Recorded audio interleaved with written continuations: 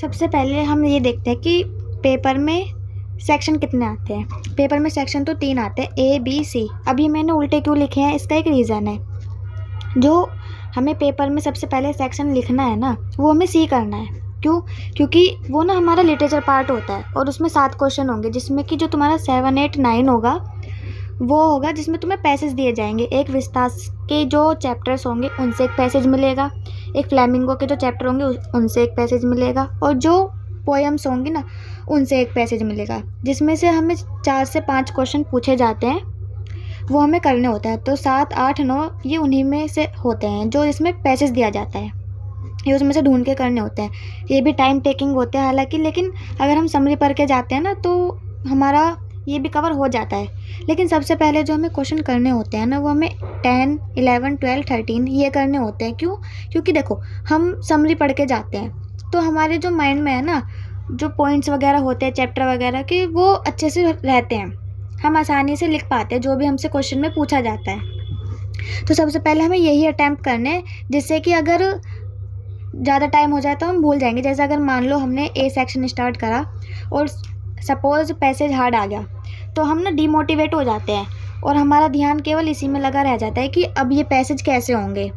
फिर हम जो है इसमें टाइम ज़्यादा गंवा देते हैं, जिसके कि हमारे लास्ट के जो क्वेश्चंस होते हैं ना वो छूट जाते हैं। तो इसलिए ना सबसे पहले, और फिर हम समरी भी भूल जाते हैं जो भी हमने पढ़ी होती है। तो इसीलिए सबसे पहले सेक्शन सी स्टार्ट करना है, जिसमें 7 क्वेश्चन होंगे, और उनमें भी ना सबसे पहले हमें 10, 11, 12, 13 ये चारों क्वेश्चन हमें अटैम्प्ट करने हैं, जिसमें कि आपके शॉर्ट आंसर टाइप क्वेश्चन भी होंगे और लॉन्ग आंसर भी होंगे, ठीक है। और हाँ, ये टाइम मैनेज करके चलना। पहले तो आप ये वाले सारे क्वेश्चन कर लेना, फिर ये वाले क्वेश्चन करना, और टाइम इतना केवल देना कि जिसमें 50 मिनट ही लगे। कोशिश करना है कि इससे भी कम टाइम लगे, लेकिन इससे ज़्यादा ना लगे। अगर ज़्यादा लग रहा है तो उतनी जगह छोड़ो और साइड हो जाओ, मतलब दूसरा सेक्शन उठा लो उसकी जगह छोड़ करके। लेकिन कोशिश करना कि 50 मिनट ही ले, और इतना ज़्यादा वैसे लगना भी नहीं चाहिए, क्योंकि आप समरी पढ़ के जाओगे ना तो दिमाग में पॉइंट्स घूम रहे होंगे, जिससे कि आपके हाथ जल्दी जल्दी चलेंगे और आप भूल नहीं पाओगे। तो इसीलिए इतना तो टाइम इनफ है। देखो टाइम तो हमें मैनेज करके चलना पड़ेगा, तभी हमारा पूरा हो पाएगा, वरना तो फिर पेपर छूटेगा। अब देखते हैं कि भाई जो हमारे सेक्शन भी होता है ना, उसके लिए हमें क्या करना चाहिए।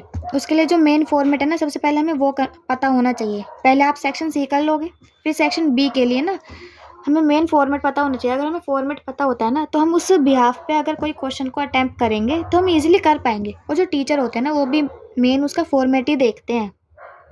उसका फॉर्मेट देखेंगे बच्चे ने किस तरीके से करा है, कैसे जो जैसे मेन वर्ड्स, जो मेन लाइंस होती हैं, जैसे एप्लीकेशन फॉर जॉब में, नोटिस वगैरह में जो उसका फॉर्मेट वगैरह होता है, टीचर केवल वही देखता है। और जो हम अपनी तरफ से लाइन लिखते हैं ना, वो बाद में देखते हैं। पहले टीचर यही देखेंगे कि जो बच्चे ने फॉर्मेट कैसे करा है, उसकी ओपनिंग कैसे की है। अगर वो अच्छे से होगी ना तो टीचर समझ जाएगा कि हाँ ये बच्चा पढ़ के आया है, इसने बाद का भी अच्छा लिख रखा होगा। वो इसी बिहाफ पे नंबर दे देते हैं मेनली। लेकिन हाँ, पढ़ते वो भी हैं, ये नहीं कि हमने बस फॉर्मेट देख लिया और लिख के कुछ भी आ गए, ऐसा नहीं करना तरीके से ये एकदम, है ना। मेन जो है वो यही है कि फॉर्मेट कैसे करना है, तो फॉर्मेट अच्छे से हमें पता होना चाहिए। अब हम वो देख लेंगे, ठीक है। अब सेक्शन सी के लिए जो मेन है वो समरी होती है। वो मैंने आपको भी बताया कि समरी हमें याद रहेगी, हम उसे उसके पॉइंट्स याद रहेंगे तो हम ईजिली कर पाएंगे। उसमें कैसा भी फिर क्वेश्चन आ जाए, चाहे शॉर्ट चाहे लॉन्ग।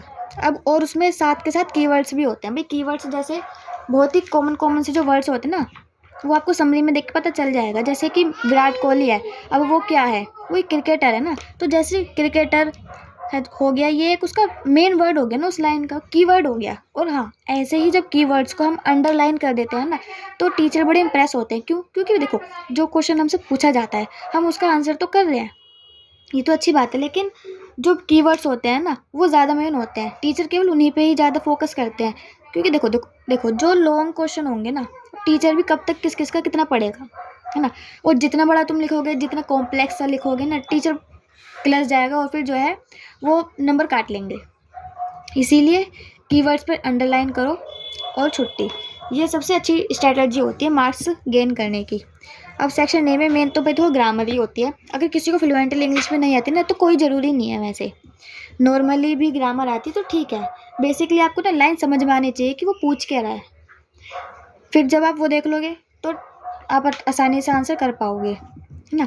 और अगर नहीं आता, टाइम कम है, सपोज हमें नहीं आ रहा, तो जो वर्ड तुम्हें क्वेश्चन में दिख रहा है वही तुम पैसेज में ढूंढो। और हाँ, लेकिन ऐसा ढूंढना, हो सकता है क्योंकि एक वर्ड भी जो है 4 से 5 बार पैसेज में दिया गया हो, तो आप कौन सी लाइन लिखोगे। तो जो लाइन एकदम अप्रोप्रिएट लगेगी ना, लगेगा कि हाँ यहाँ पे इसका ये आंसर है, तो वही वाली लाइन आपको लिखनी है क्वेश्चन में से, अगर टाइम कम है तो। वरना तो पैसेज को अच्छे से पढ़ो और लिखो।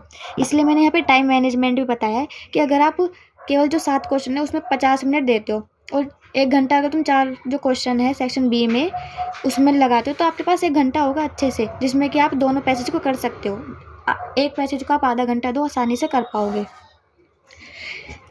ऐसे फिर मैनेजमेंट हो जाएगा। और फिर बचा 10 मिनट, तो 10 मिनट में आप एक काम करो, जो भी अंडरलाइन करनी भूल गए हो या फिर उसे कर दो, या फिर जो भी तुमने अपना पेपर करा है उसको रीचेक कर लो, कहीं पे कुछ गलती तो नहीं करी, मिस्टेक तो नहीं कर दी, वहाँ पे वो देख लो फिर, ठीक है। अब सेक्शन ए हो गया, ग्रामर हो गया।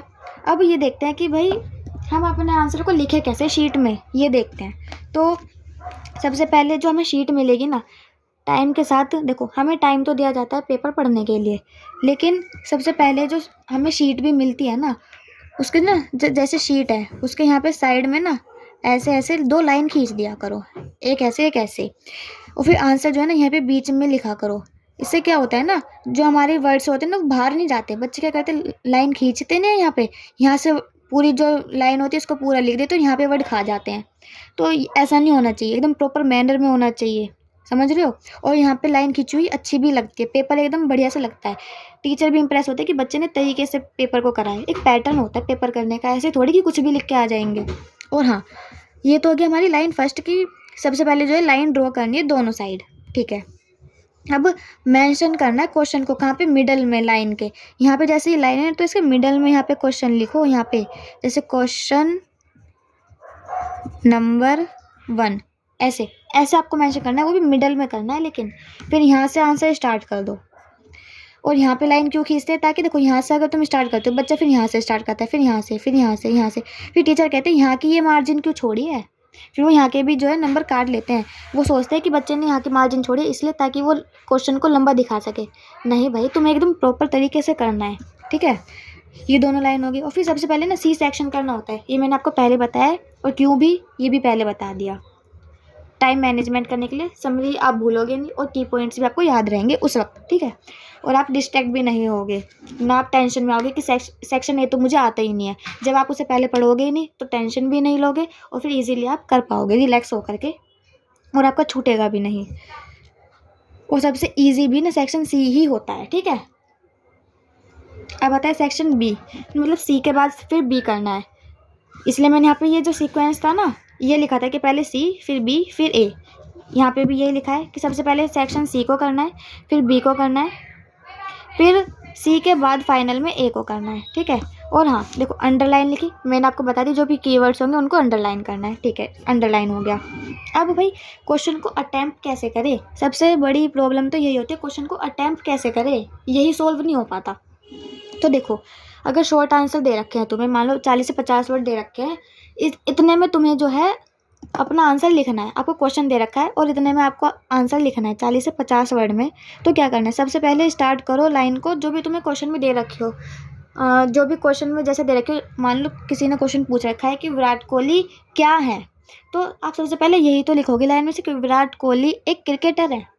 भाई आपने लाइन जो है ये क्वेश्चन में से तो चुराई है कि विराट कोहली क्या है, विराट कोहली क्रिकेटर है, यानी कि बस क्या है कि जो क्रिकेटर लिखा है आपने।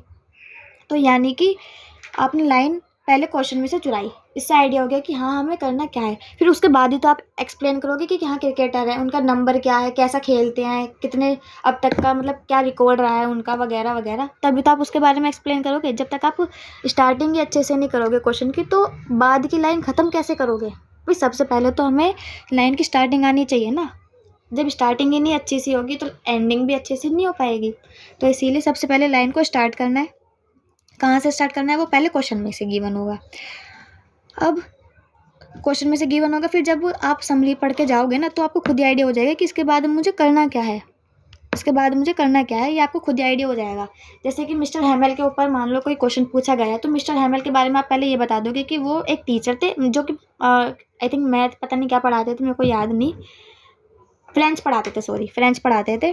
तो उसके बारे में आप लिख दोगे कि वो एक टीचर थे, वो फ्रेंच पढ़ाते थे। फिर उसके बाद में तो जो क्वेश्चन पूछा गया होगा कि वो आखिरकार उनका मतलब मूड क्या था, या फिर उन्होंने क्लास में क्या किया, लास्ट डे उनके साथ क्या हुआ, वगैरह वगैरह, जो भी उनसे क्वेश्चन पूछा जाएगा हमसे, वो उसके बारे में तब आप एक्सप्लेन करोगे। सबसे पहले तो क्वेश्चन में से ही लाइन लिखोगे, फिर आप अपने तरफ से ऐड करोगे। यही लाइन होती है मेन। 40 से 50 वर्ड इसी में हो जाते हैं, जो हम मेन लाइन लिख देते हैं। अब मान लो यही क्वेश्चन आ गया लॉन्ग में, अब हमें पता तो 3-4 लाइन का ही आंसर है भाई। हमने 40-50 वर्ड का तो देख लिया। और हाँ, याद रखना 40 से जो 50 वर्ड के आप लिखोगे ना, ये मत सोचना कि मैं इसमें एक्स्ट्रा लाइन ऐड कर देता हूँ या कर देती हूँ। कि मान लो पूछा आपसे 40 से 50 वर्ड के और आपने आधा पेज भर दिया, आधा पेज बिल्कुल भी नहीं भरना है। टीचर क्लास जाएंगे और फिर वो नंबर काट लेंगे कि इतना तो क्वेश्चन में पूछा भी नहीं जितना तूने लिख दिया। भाई इतना थोड़ी लिखना है, बस केवल 4 से 5 लाइन है, इनफ है। ख़त्म करो, ख़त्म कर दो तुरंत उसे। 4 से 5 लाइन होगी, ख़त्म करो। और केवल उतना ही कंटेंट लिखो। पहले दिमाग में सोच लो कि क्या क्या हुआ था, उस क्वेश्चन के बारे में सोच लो, देन उसके अकॉर्डिंग देखो। समरी अच्छे से याद होगी ना, तो आपको पता चलेगा कि कौन सी लाइन ऊपर है, कौन सी लाइन नीचे है ना। समरी में हमें लाइन पता रहती है कि जो चैप्टर में हमें लिखना है या फिर जो हमें क्वेश्चन में लिखना है ना, उसकी स्टार्टिंग कैसे है। आप ऊपर नीचे लाइन नहीं कर सकते, है ना। तो इसीलिए फिर हमें पहले समरी अच्छे से याद होगी तो हम क्वेश्चन भी कर पाएंगे। क्वेश्चन में से देन फिर अपने आप से लिखना है, ठीक है। अब आती है बारी 120 से 150 वर्ड्स की। 150 वर्ड्स की वो कैसे करने हैं, देखो। पहले तो होता है ना ऐसे, जैसे मान लो 2 क्वेश्चन है, उनको मर्ज करके दे देते हैं कि इस चैप्टर में ये है और इस चैप्टर में ये है, तो इन दोनों का अगर हम मिला देंगे तो इसके बारे में उनका क्या ख्याल होगा या उनका क्या ख्याल होगा। या फिर सोच लो जैसे आई थिंक वो वाली एक चैप्टर है जिसमें एक लड़का मील में काम करता है, उसको पढ़ने को नहीं मिलता। एक ऐसी एक चैप्टर है, उन दोनों को चैप्टर मिक्स करके भी दे सकता है। इसमें इसके पास सोर्सेज हैं पढ़ने के, लेकिन इसने पढ़ाई नहीं की। इसके पास सोर्स नहीं है, इसने पढ़ाई की। अगर इसके पास ये होता, इसके पास ये होता, तो ये कैसे करते। तो मतलब आपको क्या करना है, जो भी चैप्टर में से आएगी ना, पहले तो उसको आपको राइटर का नाम लिखना है। राइटर का नाम लिख देंगे, ठीक है। फिर लिखेंगे अगर ऑथर जो है ना, अगर प्रेजेंट में बात हो रही है, क्वेश्चन में पता चल जाएगी कि किस वे में बात हो रही है। अगर प्रेजेंट में बात हो रही है, ऑथर का नाम लिखने के बाद लिखेंगे he want to say that, यानी कि वो कहना चाहते हैं कि। देन फिर आप अपना आंसर लिखोगे। जो भी आप सोच रहे होगे कि भाई देखो सबकी थिंकिंग अलग होती है, इसलिए मैं इसमें कोई लाइन तो बताऊंगी नहीं कि हाँ रटने वाली है कि ये लिख के आ जाना, हो जाएगा नहीं। देखो क्वेश्चन मुझे भी नहीं पता कैसा आएगा, और ना ही इसकी कोई प्रॉपर फॉर्मेट है। जैसे फॉर्मेट इसमें होता है सेक्शन बी में, जो ग्रामर पोर्शन होता है, उसमें प्रॉपर एक फॉर्मेट होता है। एक तरह से वो हम रट भी सकते हैं, लेकिन इसमें जो है ना हम रट नहीं सकते क्योंकि क्वेश्चन में पता नहीं होता है। इसलिए ये लाइन तो देखो कॉमन होती है, इसलिए मैंने बता दी। और क्वेश्चन को सोचने के उसकी जो लाइन वगैरह होती है ना, ये भी सबकी अलग अलग होती है, सबके पास अलग अलग माइंड है, तो इसलिए इसकी कोई कॉमन लाइन नहीं है। पहले हाँ नेम जरूर लिखोगे ऑथर के, अगर मिक्स करके आता है क्वेश्चन तो। वैसे कॉमन तो है ही, कभी कभी पूछ भी लिया जाता है ये एक मार्क्स में। जो पैसेज वगैरह दिए जाते हैं ना 7, 8, 9 क्वेश्चन में, उसमें पूछ भी लिया जाता है। और अगर वो पास्ट में दिया गया क्वेश्चन, तो आप लिखोगे he told in this chapter, उन्होंने बताया इस चैप्टर में। फिर डेट लगा देना कि जो भी फिर आप लिखोगे। ये मैंने आपको बता दिया। अब बताती हूँ, तो 7, 8, 9 क्वेश्चन जो होंगे ना, उसमें क्या करना है, उसमें आप पैसेज पढ़ोगे और क्वेश्चन के जो आंसर होंगे वो आप लिख दोगे, है ना। मेनली ये ऐसे ही जैसे अनसीन पैसेज में होता है।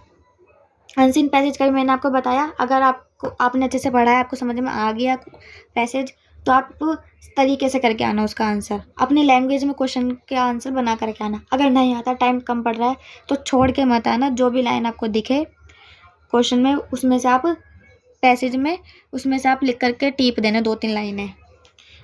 अगर टाइम कम पड़े तो ये करना है, ठीक है। वैसे मैंने आपको टाइम मैनेजमेंट ही आपको बता दिया। आई होप इतना समझ में आ गया होगा। वैसे मैंने अब तो सारा बता दिया है, अब मेरे ख्याल से इतना हो जाना चाहिए। लेकिन हाँ, जो भी बताया है ना, इसी तरीके से करना, देखना आपका पेपर बिल्कुल नहीं छूटेगा।